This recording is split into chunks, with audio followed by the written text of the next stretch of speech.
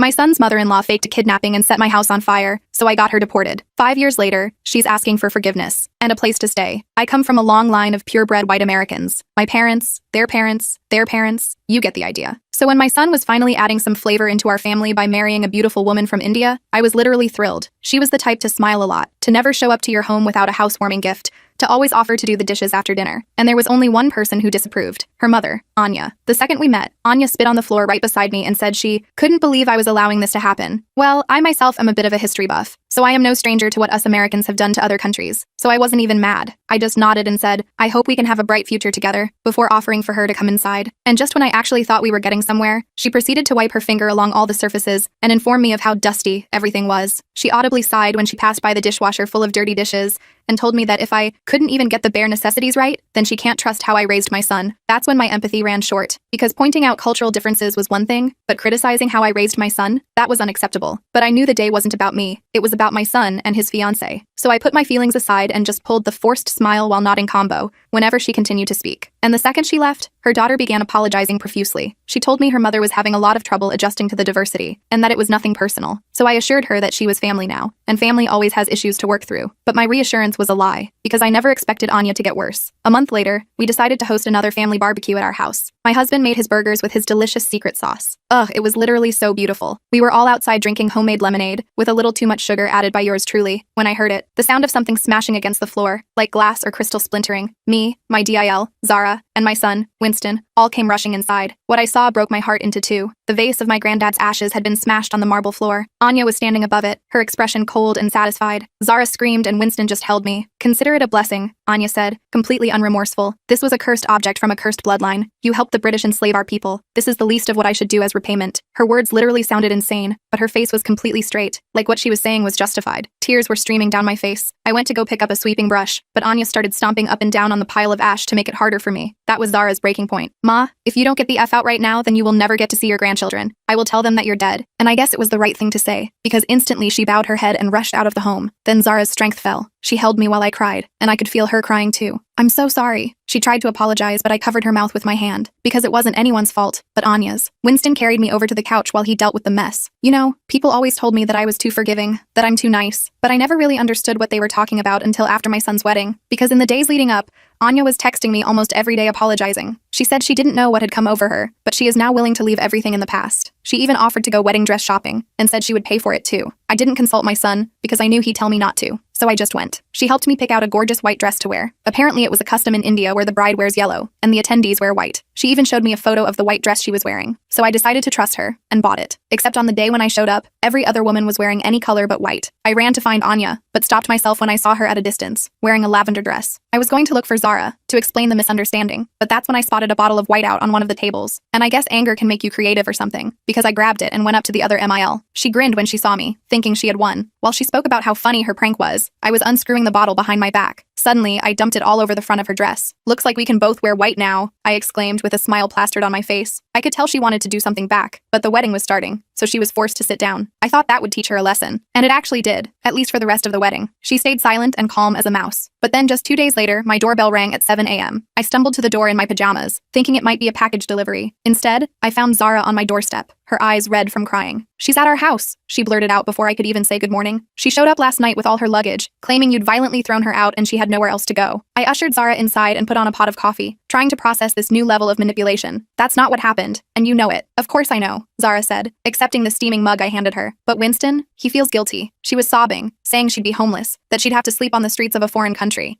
My stomach dropped. Please tell me he didn't let her stay. Zara's silence was answer enough, her fingers tightening around the ceramic mug. Just for a few days, she finally said, until she can find other arrangements. His words, not mine. I sighed. Zara, she's never going to leave unless someone makes her. Trust me. I learned that the hard way. I know, Zara whispered. But Winston, he's too kind. Like you. I winced at the comparison. Not anymore. I've learned my lesson. Zara looked up at me, her eyes suddenly fierce. Teach me. Teach me how to stand up to her like you did. That afternoon, Winston called. His voice sounded strained. Mom, I think I made a mistake. Let me guess. Anya's taken over your house already? She rearranged our entire kitchen while we were at work, and she threw out all of Zara's makeup because she said it had demonic ingredients. He lowered his voice to a whisper. She's also telling the neighbors that Zara and I are having fertility problems, and that's why she had to move in, to perform special fertility rituals. I nearly choked on my tea. immediately, the hot liquid burning my throat. Winston, you've been married for 2 weeks. I know. It's mortifying. Mrs. Patel from next door brought over a fertility statue this morning. Despite the seriousness of the situation, I had to stifle a laugh. So what are you going to do? There was a long pause. I don't know, Mom. She's Zara's mother. I can't just throw her out. Why not? I did. That's different. You're not related to her. Neither are you, technically. Mom, please be serious. I need advice. I thought for a moment. Have you asked Zara what she wants? She says she wants her gone, but I can tell she feels guilty too. It's complicated. I sighed. Family always is. After hanging up, I paced around my living room, the hardwood floors creaking beneath my feet. This woman was now terrorizing my son and his new wife. I couldn't stand by and do nothing, but what could I do without overstepping? My phone pinged with a text from Zara. She's going through our mail now. Help. That was it. Invitation or not, I was going over there. When I arrived at Winston and Zara's house, I could hear arguing from inside. I knocked, and the voices immediately hushed. Winston opened the door, looking exhausted, dark circles under his eyes. Mom? What are you doing here? Before I could answer, Anya appeared behind him. She was wearing one of Zara's robes and had a green face mask on. Oh look, it's the woman who abandoned me, she said dramatically. Come to finish the job? I ignored her and stepped inside, the scent of unfamiliar spices heavy in the air. I brought dinner, I said, holding up the bags of takeout I'd picked up on the way. Where's Zara? Taking a shower, Winston said, eyeing the food gratefully. Washing off the negative energy, Anya corrected. I told her she needs to cleanse herself 3 times a day if she wants to conceive. I bit my tongue so hard I tasted blood. Winston, could you help me set the table? In the kitchen, I whispered. This has to stop. She's completely taken over your lives. I know, he admitted, but how do we get her to leave without causing a huge family rift? Zara's already stressed enough. I thought for a moment. What if we found her somewhere else to stay? Somewhere nice, but not with family? Winston's eyes lit up. Like a hotel? I'd pay for it. Better yet, I said, what about one of those extended stay places? With a kitchen and everything? We could say it's a gift to thank her for coming all this way for the wedding. For the first time in days, Winston smiled. That might actually work. Over dinner, I casually brought up how exhausting it must be for Anya to stay in a house with newlyweds. You deserve your own space, I said sweetly, passing her a container of curry. Somewhere you can relax without worrying about disturbing Winston and Zara. Anya narrowed her eyes suspiciously. I'm perfectly comfortable here. Of course you are, I continued smoothly. But wouldn't it be nice to have your own kitchen? Your own bathroom? No one to answer to? I could see her considering it. Zara, catching on quickly, added, there's this lovely place just 10 minutes away. Very upscale. Many Indian families stay there when they visit. We'd cover it, of course, Winston chimed in, as a thank you gift. Anya took a sip of water, clearly weighing her options. How long would this gift last? Until your flight home, I said firmly. 3 weeks, right? She frowned. I might need to extend my stay. The reservation would be fixed, I replied, maintaining my smile. But it's a really beautiful place. Pool, gym, daily housekeeping. The mention of housekeeping seemed to tip the scales. I suppose I could consider it. For Zara and Winston's privacy, of course. The next day, Winston secured a reservation at an extended stay hotel and helped Anya move her things. I breathed a sigh of relief, thinking we'd found a solution. Zara called me that evening, sounding happier than she had in days. It worked. She's gone. We deep cleaned the guest room and found she'd hidden all sorts of weird things in there. Strange powders, little dolls with hair stuck to them, creepy stuff. Dolls with hair? I repeated, feeling uneasy. Yeah, one of them had what looked like Winston's hair. Another had something that looked like your hair color. A chill ran down my spine. Zara, those sound like, well, like something used in certain rituals. What, like voodoo dolls? Zara laughed, then stopped abruptly. Wait, you don't think she's actually… I don't know what to think anymore, I admitted. Just, maybe burn those dolls, okay? For the next few days, things were peaceful. Too peaceful. Anya hadn't called or texted any of us, which seemed out of character. I should have been relieved, but instead, I felt increasingly anxious. My anxiety proved justified when Winston called me in a panic a week later. Mom, we have a problem. A big one. What happened? Is it Anya? She's gone. Just disappeared. Left all her things in the hotel room, but she's been missing for 2 days. The hotel called because she wasn't answering when housekeeping knocked. My blood ran cold. Have you called the police? Not yet. I wanted to check if maybe she'd contacted you or Dad first. No, nothing. I paused. Winston, this feels deliberate. What do you mean? I mean, what if she's not actually missing? What if this is another manipulation tactic? Winston was silent for a moment. That's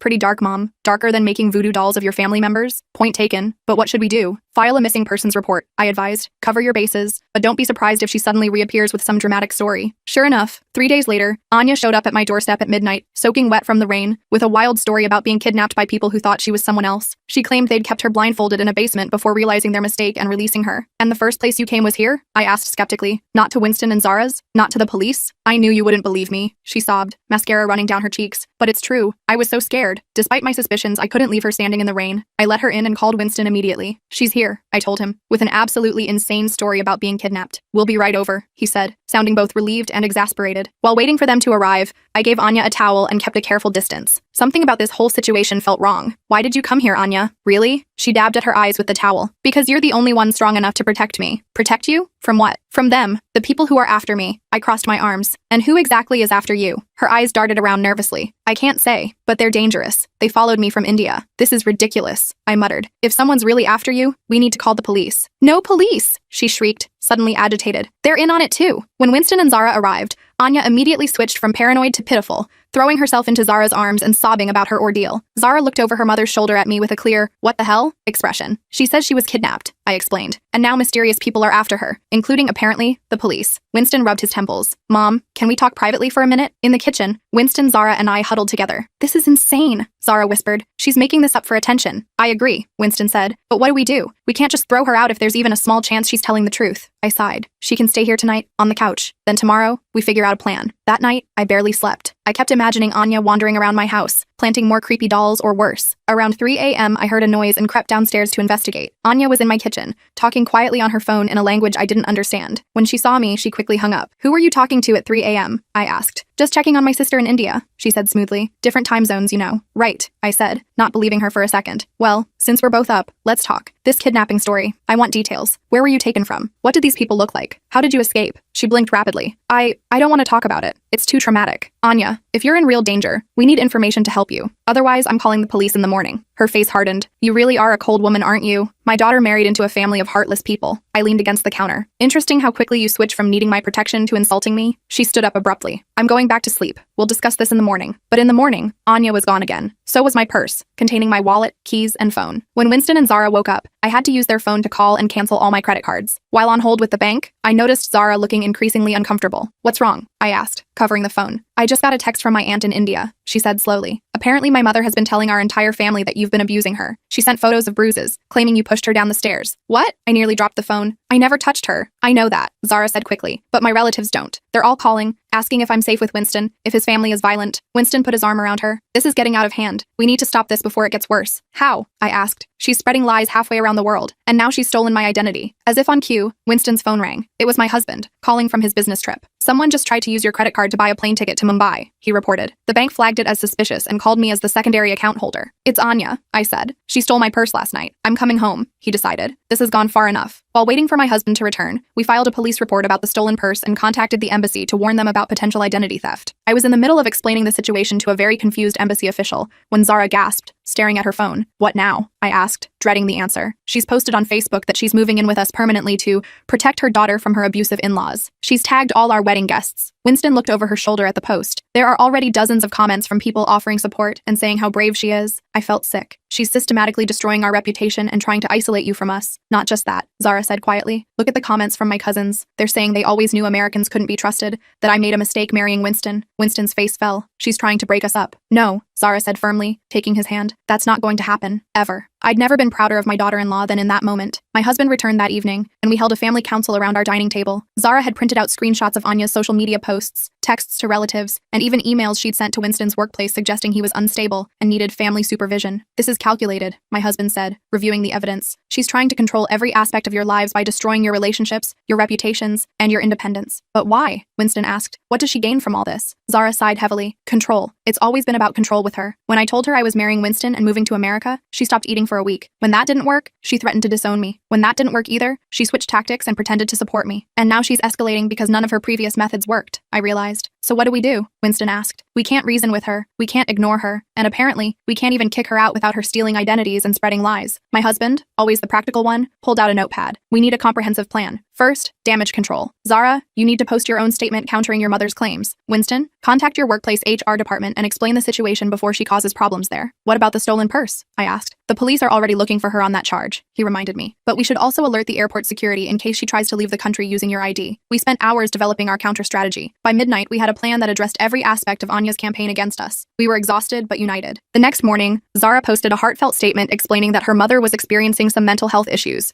and that the allegations against her in-laws were completely false. She included photos of us all together, looking happy, and ended with a plea for understanding and privacy. The response was immediate and overwhelming. Friends and family rallied around us. Even some of Zara's relatives in India expressed concern about Anya's behavior, saying it seemed out of character even for her. But Anya herself remained missing. My purse was found abandoned in a park, minus the cash and credit cards, but with my ID still inside. The police told us this suggested she wasn't planning to flee the country after all. Then what is she planning? I wondered aloud. We didn't have to wait long to find out. 3 days later, Winston and Zara's neighbor called them in a panic. "There's smoke coming from your house," she cried. "I've called the fire department, but I thought you should know right away." We all raced over to find fire trucks already at the scene. Firefighters were dousing flames that appeared to be concentrated in the kitchen area. A small crowd of neighbors had gathered on the street. "Does anyone know how it started?" Winston asked a firefighter. "Looks like someone left candles burning unattended," he replied. "Several of them, arranged in some kind of pattern on the floor." Zara and I exchanged a look. "Ritual candles," she whispered, like the ones my mother uses. As if summoned by our thoughts, Anya suddenly appeared, pushing through the crowd. She was wailing dramatically, drawing everyone's attention. My daughter's home, she cried. All her wedding gifts, all her memories. How could this happen? She spotted us and rushed over, throwing her arms around Zara. My poor child. Don't worry, you'll come stay with me now. Zara stiffened and pulled away. With you? Where exactly are you staying, mother? Last I heard you were missing after stealing my mother-in-law's purse. Anya's performance faltered for a moment before she recovered. I've been staying with friends. Friends who understand what I've been going through with this terrible family. What friends? Winston challenged. Name one. Anya ignored him, turning to address the gathered neighbors instead. You see how they treat me? After everything I've done for them? A firefighter approached us. The fire's under control. Damage is mostly limited to the kitchen and living room. You folks know anything about the candles we found? Arranged in a circle with some kind of powder? Before anyone could respond, Anya gasped loudly. Black magic! I warned Zara about this. Her mother-in-law practices dark arts. I nearly choked. Excuse me? I saw her with those same candles, Anya continued, pointing at me accusingly. She wanted to drive me away because I discovered her secret. The neighbors were watching this spectacle with wide eyes. Some were even recording on their phones. That's enough, my husband said firmly, stepping forward. Officer, this woman is Zara's mother. She's been harassing our family for weeks. She stole my wife's purse 3 days ago, and we have a police report to prove it. And now, mysteriously, a fire starts with ritual candles, the same type she uses. The officer looked between us, clearly trying to make sense of the situation. Ma'am, he said to Anya, I'm going to need to see some identification. Anya's face contorted with rage. You're all against me. All of you. She turned to run, but 2 officers blocked her path. Ma'am, please calm down, one said. We just need to ask you some questions. What happened next stunned everyone. Anya dropped to the ground and began convulsing, her eyes rolling back in her head. Foam appeared at the corners of her mouth. She's having a seizure, someone shouted. Call an ambulance. Paramedics rushed over while the rest of us watched in horror. They loaded her into an ambulance and Zara, despite everything, insisted on going with her. She's still my mother, she said quietly to Winston. I'll call you from the hospital. Hours later, at the hospital, a doctor pulled Zara, Winston, and me aside. Physically, your mother is fine, he explained. The seizure was self-induced. It's a technique some people can learn to do. As for the foam, she had a small packet of antacid tablets in her cheek. She faked a medical emergency? I asked, incredulous. It appears so, the doctor confirmed. Our psychiatrist would like to evaluate her. This kind of behavior suggests some serious underlying issues. Zara looked devastated. I knew she was manipulative, but this is beyond anything I imagined. The psychiatric evaluation confirmed what we already suspected. Anya had a severe personality disorder characterized by manipulation, lying, and an inability to accept rejection. The psychiatrist recommended inpatient treatment, but since Anya wasn't a U.S. citizen, there were complications with insurance and legal authority. The best solution might be to have her return to India where she can receive treatment in a familiar environment, the psychiatrist suggested. Zara nodded slowly. I'll contact my family there. My aunt is a doctor. She can help arrange something. For the next week, Anya remained in the hospital while we sorted out the logistics. The fire damage to Winston and Zara's house was covered by insurance, but they would need to stay with us for at least a month during repairs. Every day brought new challenges. Anya attempting to sign herself out against medical advice,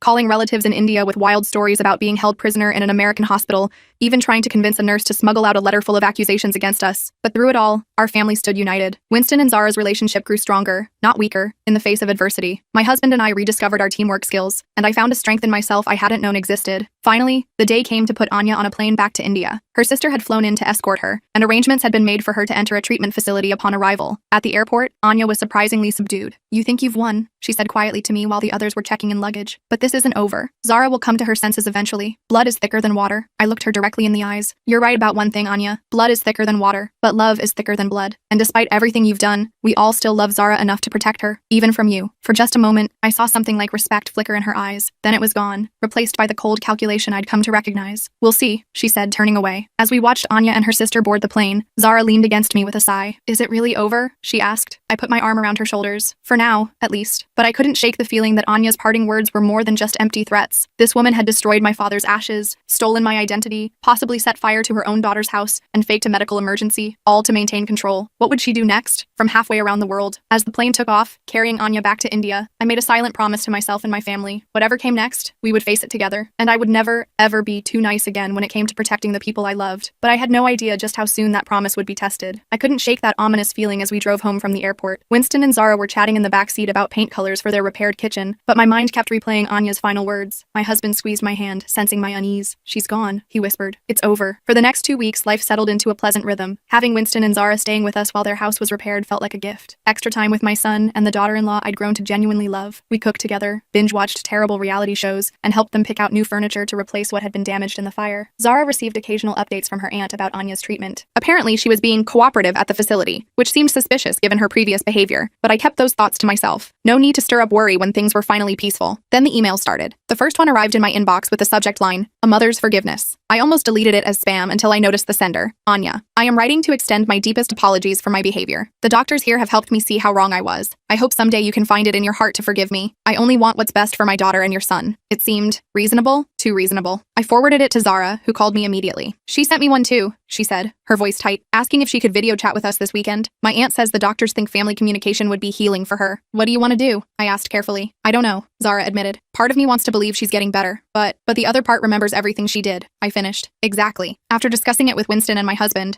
we agreed to a supervised video call with Anya, with her therapist present. What could go wrong? Everything, as it turned out. The call started normally enough. Anya looked subdued, sitting in what appeared to be an office with a woman she introduced as Dr. Kapoor. She apologized again, asked about the house repairs, and seemed genuinely interested in Winston and Zara's lives. Then, casually, she mentioned her upcoming discharge. "Discharge?" Zara repeated, alarmed. "Already? It's only been 2 weeks. Dr. Kapoor feels I've made excellent progress," Anya said smoothly. "Isn't that right, doctor?" The therapist nodded. "Anya has been very receptive to treatment." Something felt off. Dr. Kapoor's eyes never quite met the camera, and her responses seemed rehearsed. I leaned forward, studying the background more carefully. That's when I noticed a framed photo on the wall behind them, a family portrait that included a woman who looked exactly like Dr. Kapoor, standing next to Anya. "Zara," I said slowly, "is Dr. Kapoor related to your mother by any chance?" Anya's smile faltered for a split second. Zara's eyes widened. That's my mother's cousin Priya," she gasped. "She's not a doctor. She runs a clothing boutique." The facade crumbled instantly. Anya's face contorted with rage as she realized we'd caught her. "You think you're so clever," she hissed, dropping all pretense of remorse. "You've poisoned my daughter against me." "Mother, you're not even in treatment, are you?" Zara demanded. "Treatment? For what? For trying to protect my daughter from these Americans who stole her away?" Anya spat. "I don't need treatment, but you'll see. I've already set things in motion that you can't stop." Before we could respond, she ended the call. Winston immediately called Zara's aunt, who confirmed our worst fears. Anya had checked herself out of the facility after just 3 days, claiming a family emergency. No one had seen her since. "Set things in motion? What does that mean?" my husband asked, pacing the living room. "Nothing good," I replied grimly. We didn't have to wait long to find out. The next morning, Winston's boss called. Someone had sent the entire company an email with doctored photos showing Winston in compromising positions, along with fake text messages suggesting he was having an affair with a coworker. "It's obviously fake," his boss assured him, "but it's causing quite a stir. HR wants to meet with you." While Winston dealt with that crisis, Zara discovered all her social media accounts had been hacked. Posts were appearing under her name, claiming she was miserable in her marriage and planning to return to India. "She's trying to destroy our lives from across the ocean," Zara said, frantically trying to regain control of her accounts. Then my phone rang. It was Rachel, my best friend since college. "Are you okay?" she asked immediately. "I just got the strangest email about you." "What email?" It's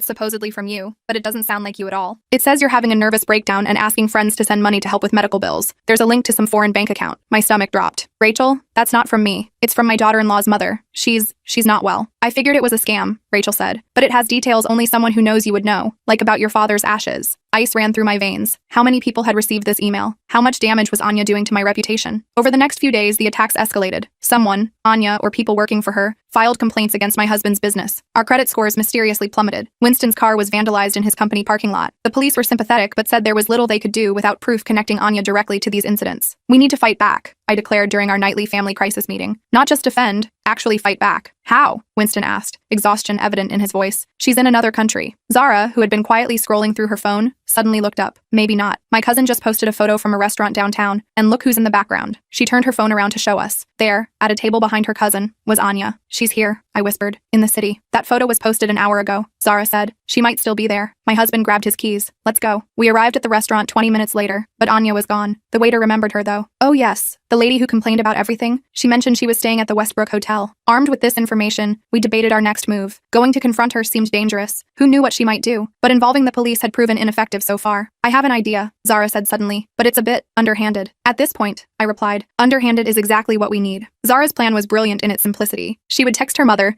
pretending to have had a change of heart. She'd claim that all the attacks had made her realize she belonged with her family in India, not with Winston in America. She'd suggest meeting to discuss her return. "She'll never believe I've suddenly turned against you," Zara explained to Winston, "but she might believe I'm finally succumbing to the pressure. It's what she wants to hear." "It's dangerous," Winston protested. "What if she tries to kidnap you or something?" "We'll be right there," I assured him, "and we'll have proof of everything she's done." The trap was set. Zara arranged to meet Anya the next day at a cafe near the hotel. We arrived early, secured a table with a clear view, and waited. My husband had a friend from his college days, now a private investigator named Declan, join us to document everything. Anya arrived precisely on time, looking triumphant as she spotted Zara sitting alone. I held my breath as she approached my daughter-in-law. "I knew you would come to your senses," we heard Anya say through the small microphone we'd hidden in Zara's purse. "These people have been poisoning your mind." "You were right, mother," Zara replied, her voice convincingly defeated. "I've been so unhappy. All these terrible things happening. It's too much." Anya practically glowed with victory. Of course it is. I had to make you see. Make me see? Zara repeated innocently. What do you mean? And then, incredibly, Anya confessed to everything. The hacked accounts, the fake emails, even hiring someone to vandalize Winston's car. She boasted about bribing her cousin to pretend to be a doctor, about never actually entering treatment. She admitted to setting the fire in Winston and Zara's kitchen, explaining how she'd arranged the ritual candles and powders to make it look like black magic. It was all to save you, she insisted, to bring you home where you belong. And what about Winston? Zara asked. He loves me. Anya waved dismissively. Men are replaceable. Family is forever. You're right about that, Zara said, her voice suddenly stronger. Family is forever, and Winston's family is my family now. She stood up just as we approached the table. Anya's face drained of color as she saw us, and Declan with his camera. You tricked me, she hissed at Zara. I learned from the best, Zara replied calmly. Declan stepped forward. I've recorded everything, ma'am. Your confession to identity theft, harassment, vandalism, fraud, and arson, all federal crimes in the United States. The police are on their way. Anya lunged for the camera, but my husband blocked her path. It's over, Anya. For real this time. The police arrived minutes later. With the recorded confession and our documented evidence of weeks of harassment, they arrested Anya on multiple charges. As they led her away, she fixed me with a venomous stare. This isn't over, she said, the same words she'd used at the airport. But this time, I just smiled. Yes, Anya, it is. The legal proceedings were surprisingly swift. Faced with overwhelming evidence and the possibility of a lengthy prison sentence, Anya accepted a plea deal. Immediate deportation with a permanent ban from entering the United States, plus financial restitution for the damage she'd caused. On the day of her deportation, none of us went to the airport. Instead, we gathered at Winston and Zara's newly repaired house for a housewarming party. The kitchen had been completely redone,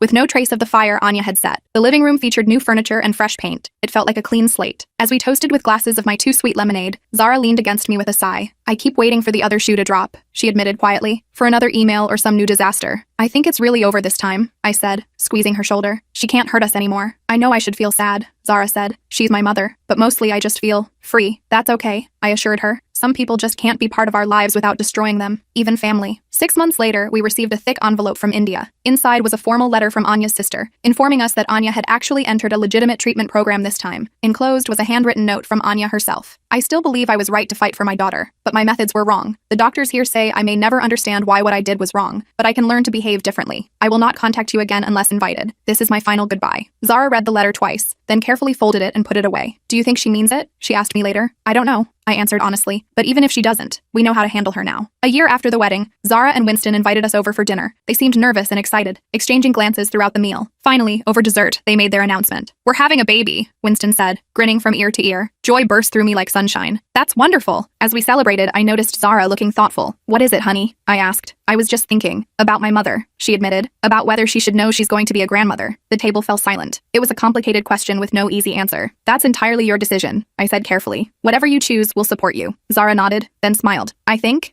I'll wait. See if her treatment is really working. The baby deserves better than what I had. The baby has you, I reminded her. And Winston, and us. That's already better. That night, as my husband and I drove home, he asked what I was thinking about. Family, I replied. How it's not always what you expect. Disappointed? He teased. I thought about Winston and Zara, about the grandchild on the way, about all we'd been through together. Not even a little bit. Our family got stronger through all this. Different, but stronger. And as we pulled into our driveway, I realized something important. Anya had tried to destroy us because she couldn't accept change, couldn't accept difference. But in resisting her, in protecting each other, we'd created something beautiful. A family defined not by blood or tradition, but by love and choice. That was worth fighting for. That was worth everything.